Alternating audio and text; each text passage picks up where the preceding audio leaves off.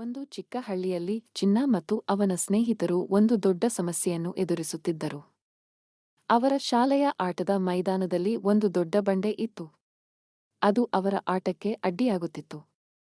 ಚಿನ್ನ ಮತ್ತು ಅವನ ಸ್ನೇಹಿತರು ಆ ಬಂಡೆಯನ್ನು ತೆಗೆಯಲು ಬಹಳ ಪ್ರಯತ್ನಿಸಿದರು, ಆದರೆ ಅದು ಸಾಧ್ಯವಾಗಲಿಲ್ಲ.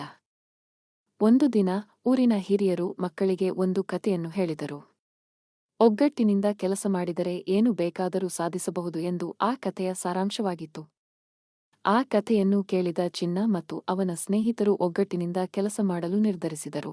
ಎಲ್ಲಾ ಮಕ್ಕಳು ಒಟ್ಟಾಗಿ ಸೇರಿ ಬಂಡೆಯನ್ನು ತಳ್ಳಲು ಪ್ರಯತ್ನಿಸಿದರು.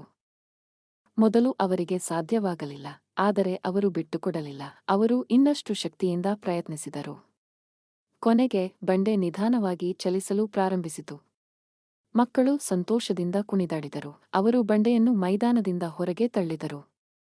ಆಗ ಮೈದಾನವು ಆಟವಾಡಲು ಸುಂದರವಾಗಿ ಕಾಣಿಸಿತು. ಮಕ್ಕಳು ಒಗ್ಗಟ್ಟಿನಿಂದ ಕೆಲಸ ಮಾಡಿದರೆ ಏನು ಬೇಕಾದರೂ ಸಾಧಿಸಬಹುದು ಎಂದು ಅರಿತುಕೊಂಡರು.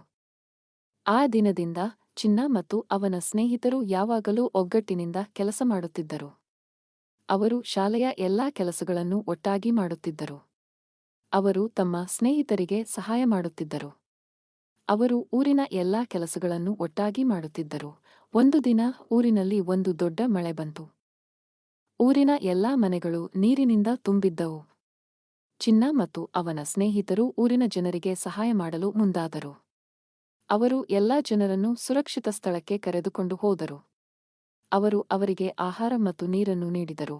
ಊರಿನ ಜನರು ಚಿನ್ನ ಮತ್ತು ಅವನ ಸ್ನೇಹಿತರ ಸಹಾಯವನ್ನು ನೋಡಿ ಬಹಳ ಸಂತೋಷಪಟ್ಟರು. ಅವರು ಮಕ್ಕಳಿಗೆ ಆಶೀರ್ವಾದ ಮಾಡಿದರು. ಮಕ್ಕಳು ಒಗ್ಗಟ್ಟಿನಿಂದ ಕೆಲಸ ಮಾಡಿದರೆ ಏನು ಬೇಕಾದರೂ ಸಾಧಿಸಬಹುದು ಎಂದು ಊರಿನ ಜನರಿಗೆ ತೋರಿಸಿಕೊಟ್ಟರು.